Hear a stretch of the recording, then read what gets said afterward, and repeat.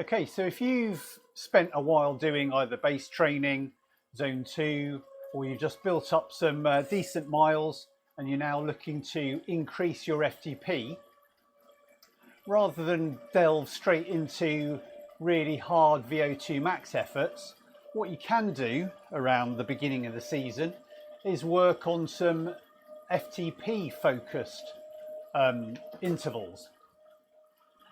And we can do that by doing extending length intervals. And when I say extending length, I mean gradually increasing the length of the intervals over time. So for example, if your FTP is around 200 watts, you might think you'd like to have a target of 220 to aim for over the summer. Or if it's 300, maybe 320, 330, especially if previously last season, you know what your FTP was and it's a bit lower now and you're looking to either up it to that level or hopefully push it a bit harder. What you can do is have a target figure in mind. So I'd say something like maybe 10% higher than it is currently.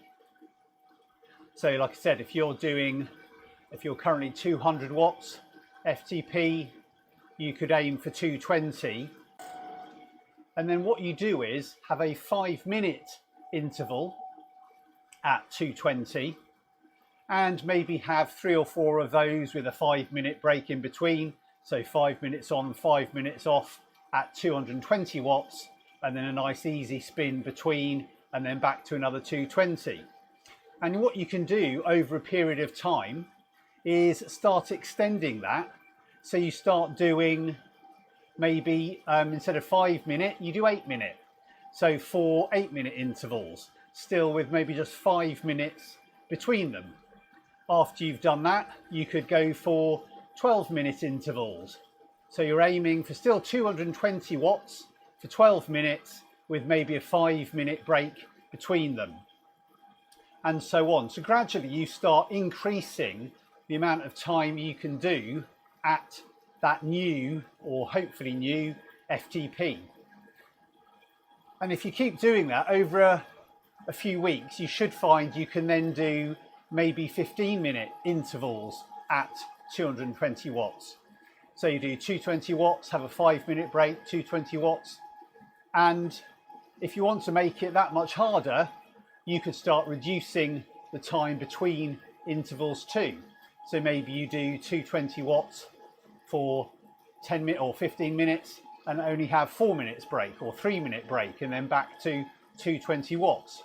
And so obviously over a period of time, you're gradually going to be increasing the length of time you're spending at 220 watts or at that new FTP, or that aiming, that target FTP. And gradually you'll find that you can extend those intervals that you're doing that stretch FTP, and you can reduce the rest time between intervals. And eventually you should find that if you do another FTP test, that your FTP has gone up and you've driven it up, you've forced your body into having a higher FTP because you've been giving it that weekly dose, or maybe bi-weekly dose, like twice a week, of those intervals, and it's made your body work at a higher power at your sort of FTP level, FTP heart rate, or your lactate threshold. You can now work at that higher level. Okay, so if you have a go at that and you find it's a bit hard, it's a bit difficult, you're not managing to get through a 5-minute interval, maybe you could drop it from 220 watts to 210, give that a go, and work your way up from where you are comfortable at actually executing the intervals well. So you want to be making sure you can actually achieve, a number for the whole 5 minutes, and then over the period of 2 or 3 or 4 intervals, make sure you can hit that target number. And I always find it easier to do intervals on a trainer.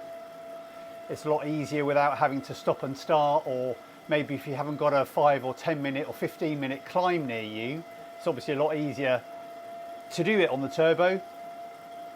But if you have, you know, they work just as well outside. If you can regulate your power, do a 5-minute interval or 10-minute interval up a climb, as long as you can replicate it again, you know, after that 5-minute break.